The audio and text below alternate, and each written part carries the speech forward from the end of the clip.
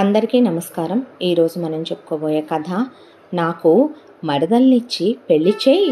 కథలోకి వెళ్ళబోయే ముందు మీరు కనుక మన ఛానల్ని ఫస్ట్ టైం చూస్తున్నట్లయితే తప్పకుండా మన ఛానల్ని లైక్ చేయండి, షేర్ చేయండి, సబ్స్క్రైబ్ చేయండి, బెల్ ఐకాన్ క్లిక్ చేసి ఆల్ అనే బటన్ని ప్రెస్ చేయడం మర్చిపోకండి. కథని ఎక్కడ స్కిప్ చేయకుండా వినండి. మరి కథలోకి వెళ్ళిపోదామా? రాఘవరావు ఆ రోజుల్లోనే డిగ్రీ చదువుకున్న వ్యక్తి. ఆయన వాళ్ళకి ఉన్న 20 ఎకరాల పొలాన్నే వ్యవసాయం చేస్తూ ఉండేవాడు. రాఘవరావు చాలా మంచివాడు. ఆ రఘురాముడు అంత మంచి గుణగణాలని చుట్టుపక్కల వాళ్ళంతా అనేవాళ్ళు. అమ్మా నాన్నలకి ఇతను ఒక్కడే కొడుకు. పిల్లలు వాళ్ళకిక కలగలేదు. ఉన్నదానికి రాఘవరావు ఒక్కడే వారసుడు.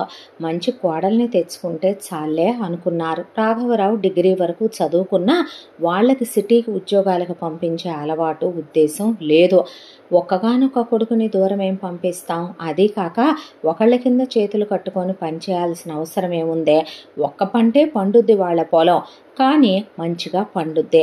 చాలదా 20 ఎకరాల పొలం? ఇంకేం కావాలి?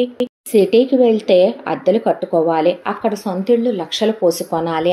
పెద్దలిచ్చిన ఇల్లు పెద్దది, మండువాలోగిలి ఇల్లు, 15 గదులు ఇల్లుంది. ఇంకేం కావాలి? ఇంటి ముందు శుభ్రంగా 10 ఆవులు 10 గేదెలు ఉన్నాయి. వాటికి తోడు కోళ్ళు మేకలు అవి ఎటు పెంచుతున్నాం. పళ్ళు పూలు కొనే పని లేదు. పప్పు ఉప్పు పల్లెటూరులో చక్కగా దొరుకుద్ది. పాడి వల్ల కమ్మటి పాలు పెరుగు వెన్న నెయ్యి దొరుకుతాయి అనే దాంతో కొడుక్కి కూడా ఆయనకి ఇష్టం లేదు ఉద్యోగాలు చేయటం. దాంతోనే ఆయన చదువుకున్న డిగ్రీ కూడా అగ్రికల్చర్ బ్యాక్గ్రౌండే కావటంతో అగ్రికల్చర్లోకి దిగాడు రాఘవరావు. రాఘవరావు చేతి మీదుగా పొలం కూడా బాగా పండేదే. ఇక కొడుక్కి పెళ్లి చేయాలి అనే దాంతో ఎవరినైనా ఇష్టపడ్డావా అని కొడుకుని అడిగితే అలాంటిదేమీ లేదు నాన్నగారు అని చెప్తే వాళ్లే ఒక మంచి అమ్మాయిని సంబంధం చూశారు. అమ్మాయి పేరు వసుధ. వాళ్ళు కట్న కానుకలేమీ ఇచ్చుకోలేమన్నా చూడటానికి చాలా చక్కగా మంచితనంతో గట్టిగా నోరెత్తి మాట్లాడలేనటువంటి వ్యక్తిత్వంతో ఉంది కోడలి పిల్ల. చూడగానే చాలా నచ్చేసింది రాఘవరావు అమ్మా నాన్నలకే. దాంతో వసుధకి రాఘవరావుకి వసుధ నచ్చేసి ఇద్దరికి వివాహం జరిపించారు. వసుధ కోడలిగా అడుగుపెట్టింది. అన్యోన్యమైన దాంపత్యం. అత్తామామలతో ఒక కూతుర్లా కలిసిపోయింది. భర్తతో చాలా ప్రేమగా ఉండేది. ఇంటి పని వంట పని అన్నీ చూసుకునేదే. చక్కగా నలుగురు వస్తే వాళ్లతో ఎంతో పొందికగా కలిసిపోయి మాట్లాడేది. ఒక కోడలికి ఉండాల్సిన అన్ని లక్షణాలు ఆవిడలో ఉన్నాయి. ఆవిడికి అధిక ప్రసంగం అలవాటు లేదు. అనవసరమైన పెత్తనాలు నెత్తి మీద పూసుకోదు. అడ్డమైన వాటిల్లో వెళ్ళి తల పెట్టదు, చెవి పెట్టదు, కన్ను పెట్టదు. ఆవిడికి ఇలాంటి అలవాట్లు లేవు. ఆవిడ పనేదో పూజ పునస్కారం, అత్తగారి మామగారికి వండి పెట్టడం, ట్యాబ్లెట్లు ఇవ్వటం, భర్తని సుఖపెట్టడం, భర్తతో సంతోషంగా ఉండటం, ఆయనతో కలిసి బయటకు వెళ్ళి రావటం. ఆవిడ వ్యక్తిత్వం అంతే ఉంటది. ఇలా ఉన్న వీళ్ళ ఆనందమైన సంసారంలో వసుధ గర్భవతి అయ్యింది. గర్భవతి అయిన వసుధని 7వ నెలలో సీమంతమయ్యాక పుట్టింటి వాళ్ళు తీసుకువెళ్ళిన తర్వాత అమ్మాయికి నొప్పులు వస్తున్నాయని వీళ్ళకి ఫోన్ చేసి వాళ్ళు హాస్పిటల్లో జాయిన్ చేశారు. వసుధ వీళ్ళు వెళ్ళేసరికి నొప్పులు పడుతోంది. ఆ తర్వాత పాపని ప్రసవించిందనే లోపలికి వెళ్ళి వీళ్ళు చూద్దాం అనుకునే లోపే వసుధ చనిపోయిందని డాక్టర్ గారు వచ్చి చెప్పేసరికి వీళ్ళకి గుండె బద్దలైపోయింది. వాళ్ళు వసుధ తల్లిదండ్రులు పుట్టిన పాపని మేము తీసుకుంటాంలే అయ్యా, నిండా పెళ్ళయ్యే 1.5 ఏడాది కూడా కాలేదు, ఈలోపే మా పిల్ల రుణం తీర్చుకొని వెళ్ళిపోయింది.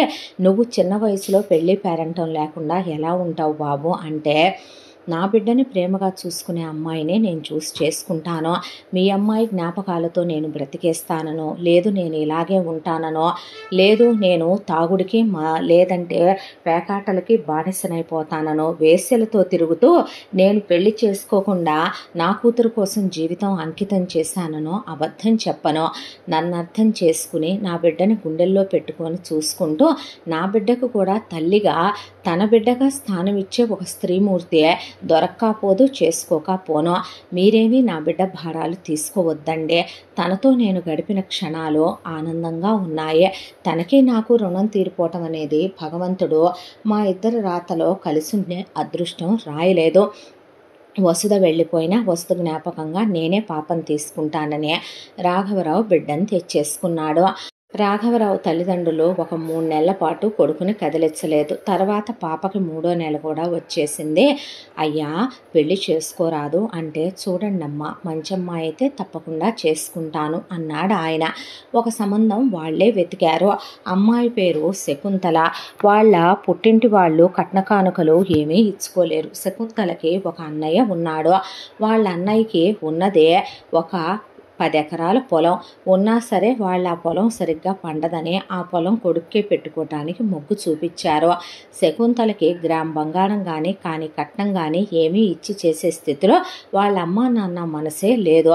దాంతోనే రాఘవరావు వాళ్ళ అమ్మా నాన్నకి ఆ అమ్మాయి చాలా నచ్చిందే.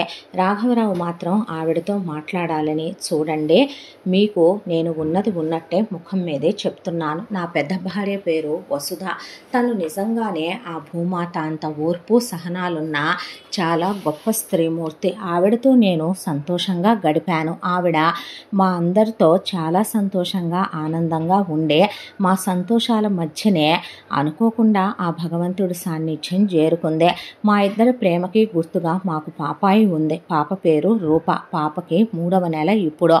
మీరు రేపొద్దున వివాహం అయిన తర్వాత నేను మిమ్మల్ని ముట్టుకోననో, మీ మీద చెయ్యనో, మీతో కాపురం చేయనో, మీరు పిల్లల్ని కనొద్దనో నేను అనే వ్యక్తిని కాదు. కాకపోతే మీరు మీ తొలిబిడ్డగా రూపని చూసుకోగలను అంటేనే ఈ పెళ్ళి చేసుకుందాం. నువ్వు 2వ పెళ్లి వాడివి, సెకండ్ హ్యాండ్ గాడివి, ఒక బిడ్డకి తండ్రివి అంటం. కానీ రేపు పెట్టుపోతల దగ్గర అనవసరమైన విషయాలు మాట్లాడటం, స్వార్థం, సవితి తల్లిలా ప్రవర్తించడం లాంటివి మీరు చెయ్యను అనేటట్టయితే గనక ఈ వివాహానికి నాకేం అభ్యంతరం లేదని ఆయన అన్నాడు. అన్న తర్వాత, నేను బిడ్డని నా బిడ్డగా చూసుకుంటానండి, నా తొలి బిడ్డగా చూసుకుంటాను అని చెప్పింది శకుంతల. మనసులో మాత్రం నా పిల్లల కన్నా ఎక్కువ చూసుకుంటాను, ఇదే నా మీద ఒట్టుగా చెప్తున్నాను అనుకుందే. ఆ తర్వాత రాఘవరావుకి శకుంతలకి పెళ్ళి అయిపోయింది. శకుంతల భార్యగా అడుగు పెట్టడం, ఆయన శకుంతలతో కాపురం చేయటం, ఆ తర్వాత శకుంతల రూపనే ఎవరైనా సొంత కన్న తల్లిలా చూస్తారేమో, అంతకన్నా ఎక్కువ ప్రేమగా చూసేదే. రాఘవరావే అనుకునేవాడు, వసుదే బతికున్న రూపనే ఒక దెబ్బ కొట్టదా, రూపనే ఒక్కసారైనా గదమాయించి మాట్లాడదా. కానీ శకుంతల కాలు కింద పెట్టనిచ్చేది కాదు. పిల్లని ఎప్పుడు ఎత్తుకొనే ఉండేది. చంక దించమ్మాయి, చంక అలవాటవుతుందే అనే రాఘవరావు అమ్మా నాన్నలు అన్నా, లేదు లేదు అని పిల్లని కంటి పాపలా, కంటికి రెప్పలా చూసుకొని దానికి చిన్న రాయి గుచ్చుకున్నా, ముళ్ళు గుచ్చుకున్నా అది మట్టిలోకి వెళ్ళినా కూడా తట్టుకునేది కాదు. ఈలోపు శకుంతల గర్భవతి అయ్యిందే. శకుంతలకి మొదటి కాన్పులో బాబు పుట్టాడు. పిల్లాడి పేరు ఆనంద్ అని పెట్టుకున్నాడు రాఘవరావు. ఆ తర్వాత శకుంతలకి 2వ కాన్పులో పాపాయి పుట్టిందే. పాప పేరు కస్తూరి అని పెట్టుకున్నారు. కస్తూరి పుట్టగానే శకుంతలకి ఉన్న ఒక్కగానొక్క అన్న శకుంతల చేతులు పట్టుకొని, నా కొడుకు మోహన్ గాడికి 7 ఏళ్ల వయసు వచ్చిందే, ఎటు ఆ పెద్ద పెళ్ళంటే నా సొంత చెల్లెలు కూతురు కాదు, బావ పోయిన భార్య కూతురు, కానీ ఇది నీ కూతురే కదా, నా సొంత మేనగోళ్లే కదా, పెద్ద అయిన తర్వాత వీళ్ళిద్దరికీ పెళ్లి జరిపించు చెల్లాయి, చక్కగా అన్యోన్యంగా కలిసిమెలిసి ఉంటాయి, మన 2 కుటుంబాలు కూడాను బంధం బంధుత్వం పోకుండా ఉంటుంది అని అడిగాడు. అలాగే అన్నయ్య అని చెప్పి మాటిచ్చింది శకుంతల. రాఘవరావు భార్య మాటనే కాదనే వ్యక్తి కాదు. ఆవిడ మంచిగా ఉండే ఇల్లాలు. అలాంటప్పుడు ఆవిడకి ఎందులోనూ ఆయన ఎదురు చెప్పేవాడు కాదు. ఏమంటారండి అంటే, ఇందులో అంటానికి ఏముంది, పిల్లలు పెద్ద అయిన తర్వాత నిర్ణయించాల్సిన విషయం మీ అన్నా చెల్లెళ్ళు కూర్చొని ఇప్పుడే కానిచ్చేశారుగా, ఇంకా నేను మాట్లాడేదేముందిలే, కానివ్వండి, పెద్ద అయిన తర్వాత చూద్దాంలే మిగతా విషయాలన్నాడు ఆయన. ఆయనేమి నేను మాటిస్తున్నాను, నేను కూడా చెప్తున్నాను అన్నట్టేమీ మాట్లాడలేదు. ఆ తర్వాత కాలచక్ర ప్రవాహంలో రోజులు గడిచిపోతూ ఉండగా రాఘవరావు తల్లిదండ్రులు కాలం చేశారు. అత్తమామలు కాలం చేశారు. శకుంతల అన్న విపరీతమైన వ్యసనాలకు అలవాటైపోయి పని చేయకుండా వ్యవసాయాన్ని గాలి కొదిలేసి శకుంతల వదిన ఊడి మీద పడి తిరగటం, అనవసరమైనటువంటి డబ్బునే అలా నీళ్ళలా ఖర్చు పెట్టేయటం, దర్జాలు దర్పాలు ఎక్కువ. దాంతో మెల్లమెల్లగా వాళ్లకున్నటువంటి ఆస్తులు కరగటం మొదలయ్యాయి శకుంతల పుట్టింటి వాళ్ళవి. ఇటువైపును చూస్తే శకుంతలకి సవతి కూతురు రూప అంటే విపరీతమైన ఇష్టం, విపరీతమైన ప్రేమ ఇష్టం అనేది చాలా చిన్న మాటేమో, పిచ్చని చెప్పాలేమో, పూజించటం ఆరాధించటం ఇలా మాట్లాడాలేమో. బహుశా శకుంతలకి రూప మీద ఉన్న ఇష్టం గురించి చెప్పాలంటే రూపని అసలు పొద్దున్నే నిద్ర లేపటమే మెల్లగా, అమ్మా రూపా లే తల్లి లే బంగారు అని నిద్ర లేపుద్దే. లేపగానే కాలకృత్యాల పని పూర్తయిన తర్వాత తనే బ్రష్ చేయించి, ఎంత కన్న తల్లులు కూడా పిల్లలకి వారానికి ఒకసారి నలుగేసో సున్నిపిండితోనో స్నానాలు చేయించుకుంటారో. రోజు చేయించడం అంటే అయ్యే పని కాదు. అయినప్పటికీ శకుంతల పొద్దున్నే రూపని తీసుకెళ్ళి ఆడపిల్ల ఒళ్ళు మెరిసిపోవాలని ఒళ్ళంతా ముందు గంధం పట్టేసి కూర్చోబెట్టుద్ది బాత్రూంలో. అయిపోయిన తర్వాత ఇక ఒళ్ళంతా కూడా సున్నిపిండి వేసి స్నానం చేయించి ఆ తర్వాత సాంబ్రాణి పొగలు వేసి అందంగా బట్టలు కట్టి రెడీ చేసి ఆ తర్వాత పక్క ఊళ్ళో ఉన్నటువంటి కాన్వెంట్లో చేరుస్తావా సస్తావా అని ఆయన మీద మెల్లమెల్లగా నోరు లేవటం మొదలైంది శకుంతలదే. ఏమైంది ఇప్పుడు ఊళ్ళో ఉన్న స్కూల్కి పంపిస్తే? వద్దండి, సవతి కూతుర్ని నేను వేరు చేసి చూశానని సమాజం కాదు మీరే అంటున్నారనిపిస్తోంది నాకు. నా బిడ్డని మీరెందుకు వేరు కాన్వెంట్లో అని కాన్వెంట్లో సీటు తెచ్చిందాకా గోలగోల చేసి అలిగి కూర్చొని సీటు తెప్పించింది పెద్ద కూతురికి. తెప్పించిన తర్వాత రూప యూనిఫాములు ఐరన్, రూప కాళ్ళకి పౌడర్ రాసి సాక్స్ వేసి రూపకి షూస్ వేసి మరీ కాన్వెంట్కి పంపించుకునేదే. పొద్దున్నే రూపకి ఇష్టమైన బ్రేక్ఫాస్టే ఇంట్లో చేస్తుంది, 4 రకాలు.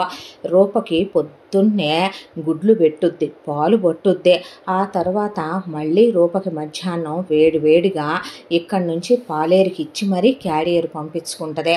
సాయంకాలం వచ్చేసరికి తనే బస్ దగ్గరుండి దింపి తెచ్చుకొని రాగానే ఒళ్ళంతా ముల్తానీ మట్టి ప్యాకులు వేసి తలకి ఆయిల్ పెట్టి మసాజ్ చేసి ఆ తర్వాత స్నానం చేయించి జడలు వేసి మళ్ళీ మెత్తగా ఉండే దూది లాంటి నైట్ వేర్ వేసి రాగానే పళ్ళరసం పట్టించి మళ్ళీ స్నాక్స్ వేసి పెట్టి పళ్ళు కోసి పెట్టి డ్రై ఫ్రూట్స్ నట్స్ సీడ్స్ పెట్టి ఆ తర్వాత కూర్చొని చదువుకోమ్మా అని. ఆ అమ్మాయి ఏమీ పెద్ద చదువరి కాదు, బిలో యావరేజ్ స్టూడెంట్. అయినప్పటికీ ఒక్క మాట కూడా ఆ అమ్మాయిని చదువు విషయంలో రాఘవరావు అంటే ఊరుకోదు. ఆయనేమి మొదటి పెళ్ళాం కూతురనో పోయిన పెళ్ళాం జ్ఞాపకమనో ఆయన అనుకోడు. పిల్లల్ని క్రమశిక్షణగా పెంచాలనేదే ఆయన లక్ష్యం. కానీ ఆ అమ్మాయిని ఎవరు ఒక మాట అన్నా ఎవరు గట్టిగా మాట్లాడినా శకుంతల అస్సలు ఊరుకోదు. దానికి తోడు రూప నోట్లో నుంచి ఒక మాట మనం చెప్పించటం అంటే హరిహరాదులు దిగిరావాలి. రూపకు అస్సలు నోట్లో నుంచి మాట బయటికి రాదు. శకుంతలతో తప్ప ఎవరితోనూ ఫ్రీగా మాట్లాడదు. ఎవరైనా పలకరించినా తల వంచుకొని వెళ్ళిపోతే దానికి సిగ్గులే, దానికి భయంలే, దానికి బిడియంలే అంటది శకుంతల. అంతా దాంట్లో సవతి కూతురు గురించి చెప్పుకున్నాం, మరి శకుంతల తన పిల్లలతో ఎలా ఉంటుందో చెప్పుకోవాలిగా. తన కొడుకు ఆనంద్ దగ్గరికి వచ్చేపాటికి ఇక పిల్లల్ని కన్నందుకు పాలిచ్చింది, పెంచింది, పెద్దయ్యారు, పర్వాలేదులే గవర్నమెంట్ స్కూల్కి పంపించేసే నేను కస్తూరిని కలిపే 3 ఫీజులంటే ఎక్కడ కడతావు నువ్వు అనేసరికి నోరు మోస్తావా శకుంతల నువ్వు అనేశాడు ఆయన. అదేమిటండి అంటే నేను సవతి తండ్రిని కాదే వాళ్ళ కన్న తండ్రినే అనేసి ఆయన కొడుకుని చిన్న కూతుర్ని కూడా తీసుకెళ్ళి కాన్వెంట్లో చేరిస్తే ఆనంద్ విషయానికి వస్తే నాన్న ఏది చెప్తే అదే వింటాడు. నాన్న ఏదంటే అదే జరిగిపోతే ఆనంద్ విషయంలో. ఇక కస్తూరి సరదాగా ఉండే అల్లరి పిల్ల. ఆయన స్కూల్లో చేర్చిన స్కూల్కి వెళ్ళేది కాదు. బస్సు ఎక్కే టయానికి పాడిపోయే తోటల్లోకి పొలాల్లోకి పడిపోయి చింతకాయలు ఉసిరికాయలు కొట్టుకు తినటం, క్యాట్ బాల్ తీసుకొని ఆడుకుంటూ తిరగటం, లేదంటే గనక వాళ్ళింటికి వీళ్ళింటికి వెళ్ళి ముచ్చట్లు చెప్తూ కూర్చోవటం, అచ్చంగిల్లాలు తొక్కుడు బిళ్ళలు చెమ్మ చెక్కలు ఇలాంటివన్నీ ఆడుకుంటూ తిరుగుతూ ఉంటుంది. ఏంటమ్మా నువ్వు అంటే, పో నానా నాకు చదువుకోవాలని లేదో, ఇది పెద్ద దరిద్ర మొహందే, ఇది పెద్ద ఏబ్రేసి మొహందే, పెద్దదానికి ఉన్న వినయం దీనికి ఎక్కడుందే, పెద్దదానికి ఉన్న విధేయతలు దీనికి ఎక్కడున్నాయి, దీని పుటక దీని పనికి మాలిన అవతారం అనేసరికి ఆయనకి చివుక్కుమనేది మనసు. ఆయనకి శకుంతల సవతి కూతుర్ని పట్టించుకోవటం గొప్ప విషయమే, కాదనే విషయం కాదు. కానీ సొంత పిల్లలైన ఆనంద్కి కస్తూరికి వాళ్ళకి ఏ రోజు తను స్నానం చేయించదో, చిన్నప్పటి నుంచి వాళ్ళని ఎప్పుడూ తను పట్టించుకోదో, వాళ్ళ విషయం దగ్గరకు వచ్చేపాటికి వాళ్ళ పనులు వాళ్లే చేసుకోవాలి లేదా రాఘవరావు చెయ్యాలి. పెద్ద కూతురు విషయంలో అంత పట్టించుకునే తను చిన్న కూతురు విషయం దగ్గరకు వచ్చేపాటికి బాగా కొట్టుద్ది చిన్నపిల్లనే. ఆనంద్ మీద చేయి చేసుకుంటే రాఘవరావు ఊరుకోడనే. ఆనంద్ అసలు శకుంతల జోలికి వెళ్ళాడు కాబట్టి ఆనంద్ని ఏమీ అనడు. అంతా దాంట్లో పిల్లలు మాకు ఇష్టమని ఎప్పుడన్నా ఏదన్నా వండమన్నా చచ్చిన ఒళ్ళు కాదు, వండదు. అదే సవితి కూతురుకైతే 5 నిమిషాల ప్రకారం వండాలి. వాళ్ళ దగ్గరకు వచ్చేపాటికి పెద్ద కూతురు కోసం వండే 4 రకాల టిఫిన్లో ఒకటి వాళ్ళకి నచ్చింది తింటమే. అన్నం కూరలు పెద్ద కూతురుకు వండిని వాళ్ళు అదే తినాలి. సాయంత్రం స్నాక్స్ తినాలి. వాళ్ళకే మంగళ స్నానాలు ఉండవు, సాంబ్రాణి పొగలేయటం ఉండదు, వాళ్ళకి నచ్చిన ఫుడ్లు ఏమీ వండటం ఉండదు. Nuts, seeds, dry fruits, fruit జ్యూసులు, ఫ్రూట్స్ వాళ్ళకెవరు పెట్టేవాళ్ళు, దగ్గరికి తీసుకొని ముద్దాడేవాళ్ళు ఉండరు. పండగని బట్టలు తీసుకోవటానికి వెళ్ళినా శకుంతల ముందే రూపం తీసుకొని షాపులో ఒక సైడ్కి వెళ్ళిపోయి బాక్స్ ప్యాకింగ్లో ఉన్నటువంటి డ్రెస్సులు తీయించి ముందే బిల్లు చేయించి పక్కన పెట్టుద్ది. రూప కోసం స్పెషల్గా ఉండే ఇన్నర్ వేరు, వింటర్ వేరు, రెయిన్ వేరు, నైట్ వేరు, డే వేరు, ఫెస్టివల్ వేరు అన్నీ కొనటం అయిపోయిన తర్వాత రాఘవరావే ఆయన దగ్గరుండి పిల్లాడికి తీసుకున్న తర్వాత చిన్నపిల్లకి ఆడాళ్ళ బట్టలు తల్లే తీసుకోవాలి కదా. శకుంతల ఏదో ఒకట్లే ఆ ఉన్న వాటిలో ఓ 4 గౌన్లు తీసుకోజాలే అనేసేది. ఆయనకి చిబుక్కుమని రా అమ్మ నేను తీసుకుంటే నచ్చుతే ఏ నీకు అని అడిగితే కస్తూరి నీ ఇష్టం నాన్న ఏదో ఒకటి తీసుకో అంటే చెల్లాయ్ అంటే పోనీ అన్నయ్య సెలెక్ట్ చేస్తాడులే నాకు అంటే ఆనంద్ ఇది బాగుంటుంది తీసుకోండి నాన్న అని వాళ్ళిద్దరు కలిసి చిన్నపిల్లకి తీసుకునేవాళ్ళు. ఆనంద్కి కస్తూరి అమాయకత్వం, కస్తూరి కల్లా కపటం లేనితనం అంటే చాలా ఇష్టం తన చెల్లెలంటే. రాఘవరావుకి చిన్నపిల్ల బోలాతనము ఆయనకి ఇంకా నచ్చి నానా నేను ఆ కాన్వెంట్కి వెళ్ళలేనులే కానీ ఊళ్ళో ఉన్న స్కూల్కి వెళ్తాలే నానా అని అది దాని మాటలు, దాని పల్లెటూరు పేడ పిసుక్కునే పుటక థూ అనేసి వెళ్ళిపోయేది శకుంతల. ఊళ్ళో గవర్నమెంట్ స్కూల్లో చేర్చినా సరిగ్గా వెళ్ళేది కాదు స్కూల్కి కస్తూరి. అంతా దాంట్లో ముదరష్టపది ఇవాళ వాళ్ళ చేలో వీళ్ళ చేలో జాంకాయలు కొట్టుకెళ్ళిందంట, మామిడికాయలు కొట్టుకెళ్ళిందంట, స్కూల్కి వెళ్ళలేదంట. ఓ పద్ధతి లేదు, ఓ సంసార పక్షత లేదు. చీచి అసలు ఎవరన్నా వింటే సవితి కూతురు అంత పద్ధతిగా ఉంది, సొంత కూతురు ఇంత పనికి మాలినతనంగా ఉందంటే ఏమనుకుంటారో. ఏమనుకోరే, నీకు నేను సవితి కూతురుని అనుకుంటారో, అది సొంత కూతురు అనుకుంటారో.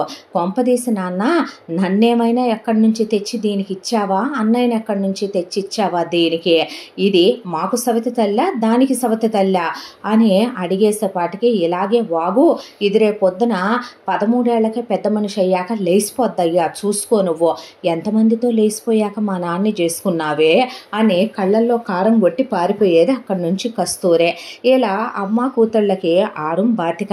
చిన్న కూతురు కల్లా కపటం లేకుండా మాట్లాడే మాటల్లో నిజముందని ఆయనకి తెలుసు. ఆనంద్కి చెల్లెడిగే మాటల్లో అమ్మ చూపించే ప్రేమ లోట్లోనే ఆ మాట మాట్లాడుతోందని, అదేమీ పెద్ద చిన్న లేకుండా మాట్లాడే పిల్ల కాదని, ఒక్కరోజు కూడా తల్లి దగ్గరికి తీయటం, ముద్దాడటం, నోట్లో పెట్టడం, తినిపించడం, వాళ్ళని ఉప్పెక్కించుకోవటం, ఆడించటం, స్నానం చేయటం, ఒంట్లో బాగోపోయినా చూసుకోవటం ఎరగరు పిల్లలు. రాఘవరావే వాళ్ళ విషయాల్లో అన్నీ చూసుకోవాలి. పెద్ద కూతురికి ఏదైనా అయ్యిందో, కర్మగాలి ఏ వైరల్ ఫీవరో వచ్చిందో అప్పటికప్పుడు ఇమీడియట్గా హాస్పిటల్లో అడ్మిట్ చేసి 1 రోజులు తను నిద్రాహారాలు మానేసి పూజలు, వ్రతాలు, నోవులు, ఉపవాసాలు అబ్బో ఎన్నో చేసి తీసుకొని వస్తుంది కూతురుని బయటికి. చుట్టుపక్కల వాళ్ళు కూడా రాఘవరావుతో ప్రేమ ఉండొచ్చు, సవితి కూతురు మీద ప్రేమ అతి కాకూడదు, అతి సర్వత్రా వర్జయేత్ అంటారు రాఘవరావు. గుర్తుపెట్టుకో, రేపు ఏవి ఎక్కడి దాకా దారి తీస్తాయో. మరీ ఆనందని చిన్నపిల్లని అంత కేటాగా శకుంతల చూడకూడదు. మనసులు కదూ గాయపడతాయే. ఒక వయసుకు వచ్చేపాటికి తల్లి మీద మనసు విరిగిపోవచ్చు. ఎందుకు శకుంతలకు అంత విపరీతమైన ధోరణి? వచ్చిన రోజున మీ అమ్మా నాన్న ఉండగా నోట్లోంచి మాట బయటకు వచ్చేది కాదు. తర్వాత మీ అమ్మా నాన్నల్ని చూడలేదనం, చూసింది చేసింది వాళ్ళు కాలం చేశారు. సవతి కూతురు మీద ఉన్న ప్రేమ మరీ పడుదులు దాటిపోయి మొగుడికి ఎదురు చెప్పేంత, సవతి కూతురు ఏదైనా నచ్చింది అంటే తన కూతురు దగ్గర నుంచి లాగేసి ఇచ్చేంత, మరి ఇంతసేట చెప్పు అనేసరికి ఆయన మారమని చెప్పి చెప్పి చెప్పి శకుంతలకి గొంతు బాగా పెరిగిపోయి మాటకి మాట మాటకి మాట మాటకి మాట మాట్లాడటంతో ఆయనే మెదలకుండా ఊరుకోవాల్సి వచ్చేది. కొన్ని సందర్భాల్లో పిల్లలకి ఎప్పుడైనా ఏదైనా పట్టీలు తీసుకోవాలన్నా, నగలు తీసుకోవాలన్నా పెద్ద కూతురికి పెద్ద పెద్దవి వెయిట్లు ఎక్కువ ఉండే, మందంగా ఉండేవి అలా సెలెక్ట్ చేసుకొని పక్క కూర్చుంటే చిన్నపిల్లకి తీసుకోవేమే, దానికెందుకు గంగిరెద్దల్లే ఊడి మీద పడి తిరుగుతూ ఉంటుంది, పిట్టలు కొట్టుకుంటా, ఆ కాయలు కొట్టుకుంటా ఈ కాయలు కొట్టుకుంటా, చదువా సంజ, దీని బతుక్కి ఉన్నాడుగా వాడు నా మేనల్లుడు, వాడుకున్న మా అన్నయ్య 5 ఎకరాలు అవజేసి ఒక 5 ఎకరాలు మిగిల్చాడులే కానీ వాడి వ్యసనాలకే ఆ 5 ఎకరాల పొలం వ్యవసాయం చేసుకునే మా మోహన్ గాడి జాల్లే దీని పేడ బిసుక్కునే మొహానికి. నా పెద్ద కూతురికి రేపొద్దున యువరాజుని తెస్తాను నేను, అదంటే క్లాసు, రిచ్చు, డీసెంటు, అదంటే రిచ్ పిల్ల, అదే పెద్ద కాన్వెంట్లో చదువుతుంది, పద్ధతిగా పెంచుతున్నాను. అసలు అది ఎలా ఉంటుంది, పాలరాతి శిల్పం చెక్కి చెక్కి చేసినట్టు ఉంటుంది చంద్రుణ్ణి. ఇది ఎలా ఉంటుంది, పిడకల కుప్పలో నుంచి, పేడ ముద్దలో నుంచి, పెంట పోగులో నుంచి ఓ ముద్ద తీసి చేసినట్టు ఉంటుంది. ఇహ నీ కొడుకు గురించి చెప్పే పనే లేదు. నీ కొడుకు నిన్ను జిరాక్స్ దింపినట్టు ఉంటాడు, నోట్లోంచి మాట రాదు. దేనికైనా నాన్న చెప్తే సరే, నాన్న కూర్చోమంటే కూర్చుంటాడు, నాన్న తినమంటే తింటాడు, నాన్న పడుకోమంటే పడుకుంటాడు, నాన్న చదవమంటే చదువుతాడు, పనికి మాలయ్యదవా అనేసి పక్కకి వెళ్ళిపోయేదే. ఆయనకి మాత్రం రాను రాను విసుగొచ్చినా ఆయనేం మాట్లాడక ఇక పిల్లలు పెద్దాళ్ళు అయిన తర్వాత చూసుకుందామని ఆయన ఒకవైపున పెళ్ళాం ఇలా తీసుకుంటున్నా, ఆయన మాత్రం కొడుక్కి పులిగోరు గొలుసు, కొడుకు చేతికి ఒక కడియం, కొడుక్కి 2 ఉంగరాలు, కొడుకు బ్రేస్లెట్, కొడుకు ఒక చిన్న గొలుసు ఆయనే చేయించుకున్నాడు. చిన్నమ్మాయికి ఏమో పెద్దమ్మాయికి తీసుకొని దాసేసుకుంటుంది బీరువాలో. కానీ ఆయన కంసాలిని పిలిచి, చూడండి కంసాలి గారు, మా చిన్నమ్మాయికి కూడా మీరు నగలు చేసి ఇవ్వరా, నాకు తెలియదండి ఆడపిల్లలకి ఏం పెడతారో అంటే, అమ్మగారు పెద్దమ్మాయికి తీసుకున్నారు కదా అంటే, మీరు చిన్నమ్మాయికి మీకు 4 ఆడపిల్లలు ఉన్నారుగా, చేసి ఇవ్వండి అని అడిగితే, అలాగేనండి రాఘవరావు గారు అని ఆయన ఒక గొలుసని హారవని అప్పుడోటి కొంటే అవన్నీ ఆయన చిన్న కూతురు కోసం, రాబోయే కోడల కోసం కూడా ఇలాగే చేసివ్వండి అని చెప్పి ఆయన కోడలికి కూడా చేయించి ఆయన దాచిపెట్టుకునేవాడు పక్కన. నా కర్మానికి నేను పెళ్లి చూపుల రోజున వెళ్ళినప్పుడు నోరు తూలి అన్నానా ఏంటి, నాకు అర్థం కాని విషయం, నువ్వు సవతి కూతుర్ని నీ కూతురులా చూసుకో అన్నాను నేను, నీ పిల్లల్ని పట్టించుకోకు, సవతి కూతురే ప్రపంచం అనుకో అని నా నోట్లో నుంచి ఆ రోజు రాలేదే మాటనే ఆయన రోజుకు 100 సార్లు అనుకుంటూ ఉండేవాడు. ఆ తర్వాత ఇలా రోజులు గడిచిపోతూ ఉంటే పెద్ద కూతురికి ఓణీల ఫంక్షన్ అని పెట్టింది శకుంతల. ఆడపిల్లల ముచ్చట్లో ఆయనేమీ కాదనలేదు, గ్రాండ్గా చేసిందే. ఆ తర్వాత పెద్ద కూతురికి పెద్ద మనిషి ఫంక్షన్ అంది, ఇంకా గ్రాండ్గా చేసుకుందే. ఆ తర్వాత చిన్నపిల్లకి ఓణీల ఫంక్షను ఏం అక్కర్లేదు, ఇప్పుడు దానికి స్పెషల్గా ఓణీల ఫంక్షన్ అని మళ్ళీ ఖర్చు, మళ్ళీ అదొక దరిద్రం, దానికి ఒక ఎదవ చాకిరే, ఏం అక్కర్లేదన్న తర్వాత, ఉసే సవితమ్మ, ఉసే సవితి పిన్ని, నిన్ను అడగలేదు, నాన్న చేస్తానంటున్నాడు, నువ్వెవత్తవే నాకు చెయ్యొద్దంటానికి అనేసరికి పిల్లని ఎర్రగా కాల్చిన కట్టెబెట్టి వాతేసింది కస్తూరిని. వేసేపాటికి కస్తూరి ఆ పక్కనే ఉన్న ఇంకొక కట్టెబెట్టి శకుంతలని వీపు మీద వాతేసి పారిపోయింది. దాంతో చూసావా నీ గారాబం చూసుకో, నీ పెంపకంలో అది ఇలా తయారైంది, రేపు అది ఎవడో ఒకటితో వయసుకొచ్చాక లేచిపోకపోతే అడుగంటే ఆయన ఒక్కటేయటానికి చెయ్యెత్తేసరికి ఇచ్చి, రాను మనిషిలా కాదు పశువులా మాట్లాడుతున్నావు, అది మన బిడ్డ కాదా, నీకు నాకు కలిసి కాదా ఏమిటి పుట్టింది, ఆసుపత్రిలో ఎవరినైనా తెచ్చి పడుకోబెట్టానా నీ పక్కన అనేసి వెళ్ళిపోయాడు ఆయన. ఆ తర్వాత పాపం చుట్టాలు బంధువుల్ని పిలిపించి చిన్నపిల్లకు ఓణీల ఫంక్షన్ చేయించి, చిన్నపిల్ల పెద్ద మనిషి అయిన తర్వాత చిన్నపిల్లకి బంతి పెట్టించాడు ఆయన. ఈలోపు ఆనంద్కి దోవతుల ఫంక్షన్ కూడా చేయించాడు ఆయన చేతుల మీదుగా. పిల్లలు ఎక్కడ అసహించుకుంటారో, శకుంతలని ఎక్కడ నొచ్చుకుంటారో అన్నది ఆయన భయం. ఎక్కడ రెండో పెళ్ళాన్ని చేసుకొచ్చి మొదటి పెళ్ళాం కూతుర్నే ఈవిడికి ఆయన అప్పచెప్పి లేనిపోయింది నీ పెళ్ళాం వాళ్ళనే చూస్తూ మమ్మల్ని కేటా చేసేసిందని పిల్లలు అసహించుకుంటారేమోనని ఇంకో టెన్షను. ఆయన ప్రతి క్షణం నలిగిపోతూ ఉండేవాడు ఆ ఇంట్లో.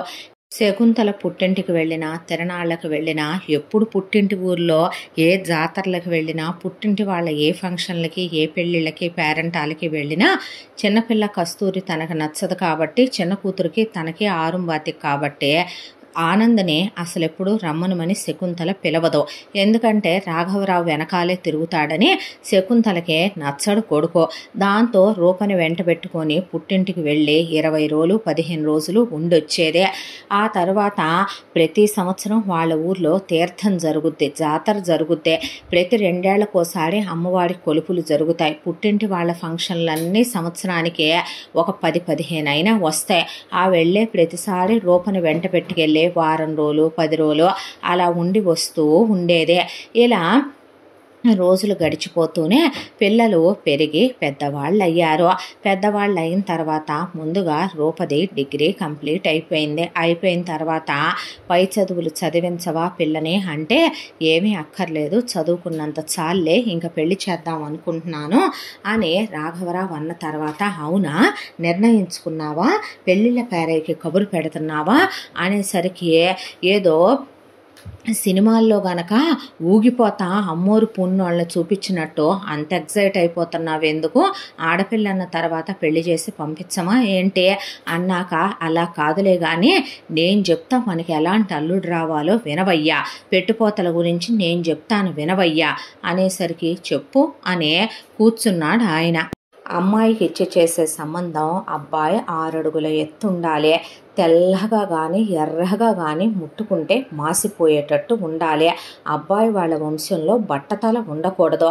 అబ్బాయికి ఎలాంటి తాగుడు సిగరెట్టు, అమ్మాయిల వైపు కన్నెత్తి కూడా చూడకూడదు.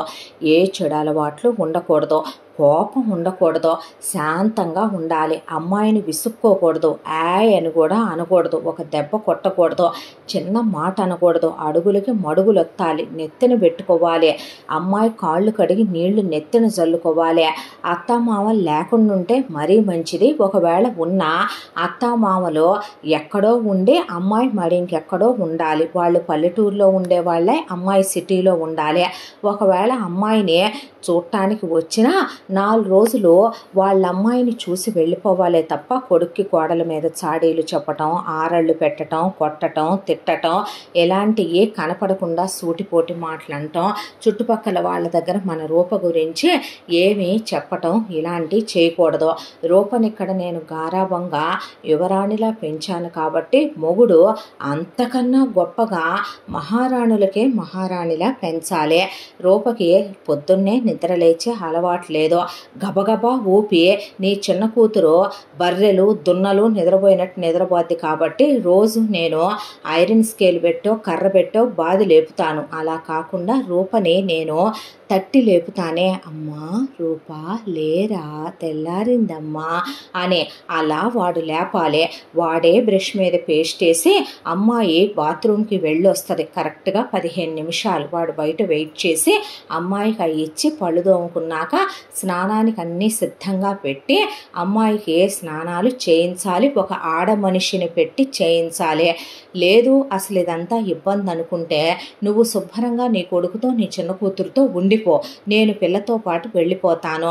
అల్లుడు చాలా పెద్ద వ్యాపారం కానీ, వ్యాపారంలో కూడా నష్టాలు రాని వ్యాపారం కానీ, ఉద్యోగం కానీ చెయ్యాలి. వ్యవసాయం చేసేవాడికి మట్టి పిసుక్కునేవాడికి నేను అస్సలు నా పిల్లని ఇవ్వాలనుకోవట్లా. చాలా పెద్ద చదువులు చదవాలి వాడు విదేశాలు వెళ్ళగలను అని అనుకుంటే వెళ్ళిపోతే అమ్మాయితో పాటు నేను కూడా వెళ్ళిపోతాను, దానికి ఇబ్బంది లేకుండా. కడుపు దానికి వస్తుంది, పురిటి నొప్పులు వాడుబడేలా ఉండాలి.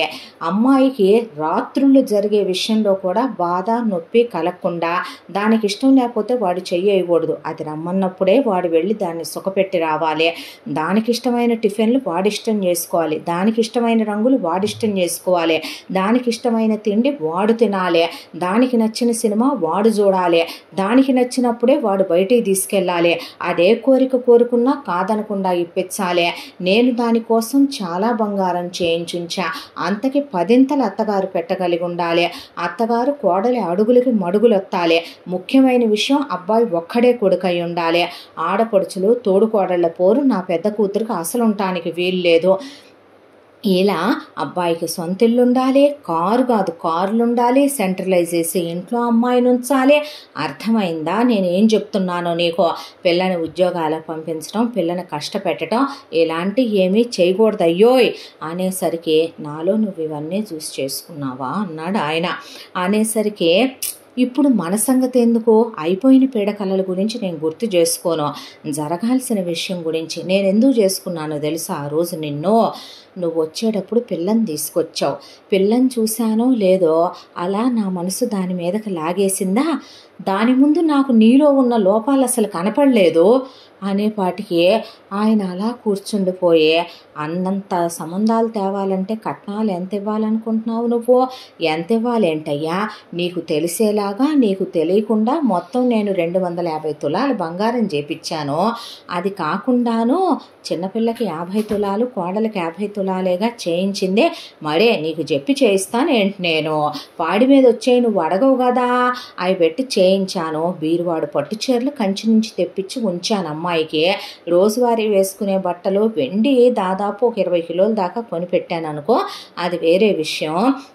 అవన్నీ పెట్టి అమ్మాయికి మనం 4 లారీల సామాన్ ఇవ్వాలి. కాళ్ళు దుడుచుకునే ఉంటాయే డోర్మెట్ పట్టాలు, అక్కడ దగ్గర నుంచి చేతులు దుడుచుకునే నాప్కిన్లు, కిచెన్ టవల్స్ అంటున్నారు ఇప్పుడు వాటిని. నీకు తెలియదుగా, నువ్వు మోటు మనిషివిగా.